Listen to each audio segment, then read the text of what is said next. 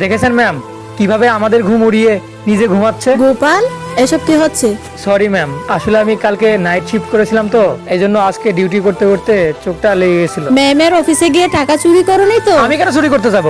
CCTV ফুটেজে কিন্তু পরিষ্কার দেখা যাচ্ছে কাল রাতে তুমি আমার কেবিনে গিয়েছিলে। হ্যাঁ আমি গেছিলাম, কিন্তু ওই স্নেহা ম্যাডাম বলেছিল তাই গেছিলাম। ম্যাম আপনি এর থেকে কি জিজ্ঞেস করছেন? আপনার যা অ্যাকশন নেওয়ার আপনি নিন। 24 ঘন্টা, মাত্র 24 ঘন্টা। কিছুক্ষণ আগে যখন সিসিটিভি চেক করা হয়েছিল তখন গোপালকে দোষী সাব্যস্ত করা হয়েছিল, কিন্তু তোমরা এটা জানো না আমার অফিসে একটা হিডেন ক্যামেরাও রয়েছে। আর সত্যিটা কিন্তু আমি দেখে নিয়েছি। এবার তোমরাই বলো, আমি কি পুলিশ ডাকবো নাকি তোমরা নিজেরাই স্বীকার করবে? না ম্যাম, আমি না রোহানের কথাতেই চুরিটা করেছিলাম। ম্যাম ও না মিথ্যা কথা বলছে, এরই আইডিয়া ছিল, এই চুরি করেছে।